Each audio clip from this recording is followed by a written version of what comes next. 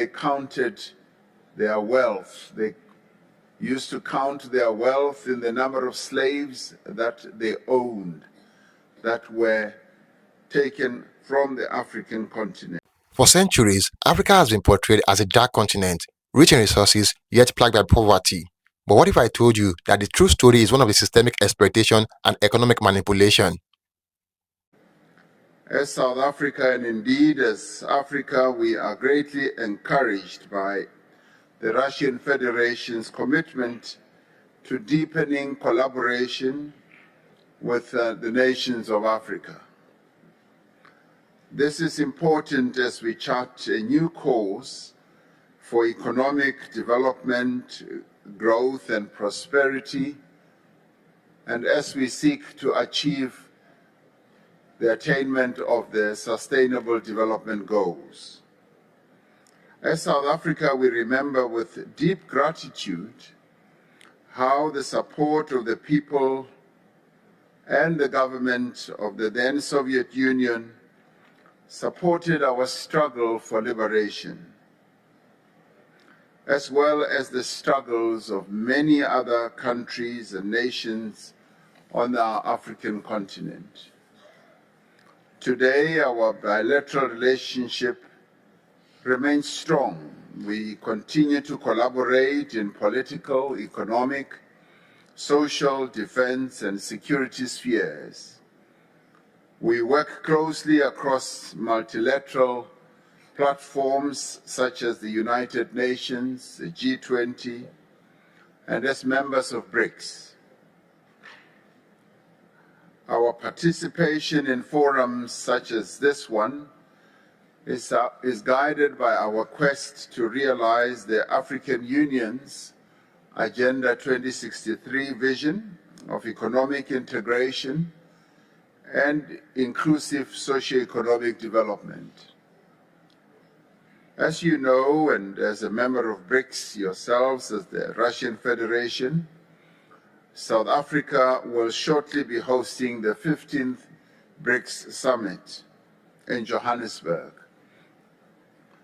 We see this summit as an opportunity to promote enhanced global cooperation and to achieve common prosperity for the nations of Africa.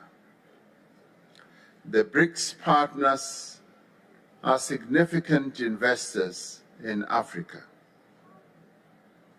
The upcoming summit will therefore give particular attention to infrastructure development supported by the new development bank, the BRICS Bank that is, as well as also supported by the African Continental Free Trade Area from a trading point of view.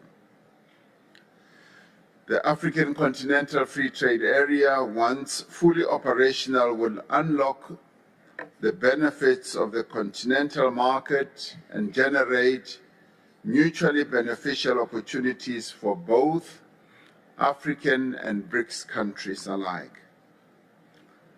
As clearly articulated by other leaders who have spoken before me, but more especially the very wise words of President Museveni, African countries are shaping their own destinies as nation states and as a continent. Our substantial resources must be harnessed first and foremost for Africa's benefit, to grow Africa's economies and to pursue sustainable development.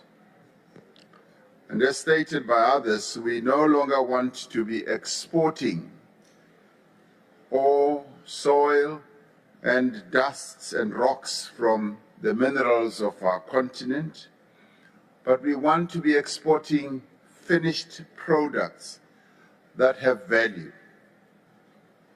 There must be respect also for what we do as countries, and we must stop those countries that count their wealth and their assets in terms of the minerals that reside in the African soil. like they did in the past when they counted their wealth. They used to count their wealth in the number of slaves that they owned, that were taken from the African continent. Respect and mutual benefit should underpin what we as Africa do as we relate to other countries in the world. African countries should, as sovereign states, be able to also pursue their own independent foreign policy approaches that are not beholden to any other major global power or blocs. This second Russia-Africa summit is an opportunity to further enhance and strengthen international cooperation and partnership for Africa's development. We welcome the focus on further cooperation between Russia and Africa to promote investment, to facilitate development of value chains and boost capacity to produce and to export finished and manufactured products. The proposed Africa-Russia Action Plan for the coming years should align with the second 10-year implementation plan of the AU's Agenda 2063. This will ensure that there is coherence and that the plan is action-oriented, based on real practical interventions. We should also ensure joint monitoring and evaluation of the action plan. We need to jointly allocate the necessary funding for implementation and be accountable for concrete deliverables. Geopolitical tensions are negatively affecting countries across Africa. As part of Russia-Africa cooperation, we must repeat our call for existing global institutional mechanisms to be strengthened and reformed. Greater participation of our countries of the Global South will promote inclusiveness and engender trust. In this regard, the reform of the multilateral financial institutions, as well as the reform of the United Nations Security Council, remain a priority for us.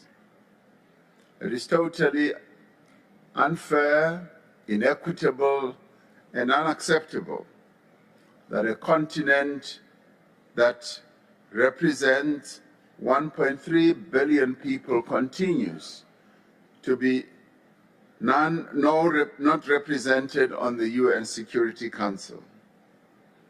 In our interconnected world, we are all affected by conflict and instability in other parts of the world.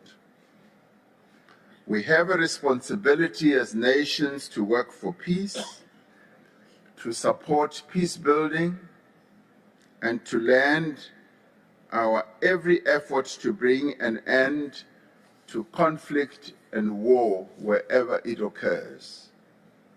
As South Africa, we are steadfast in our position that negotiation and dialogue and adherence to the United Nations Charter are necessary for the peaceful and just resolution of conflicts. It is our hope that constructive engagement and negotiation can bring about an end to the ongoing conflict between the Russian Federation and Ukraine.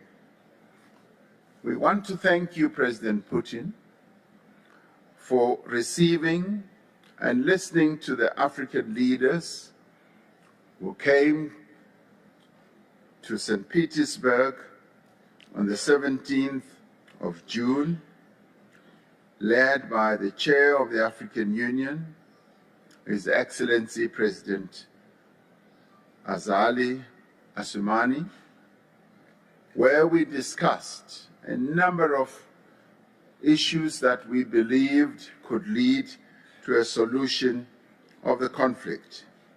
And we look forward to engaging further with you later today to hear precisely how some of those proposals can be taken forward.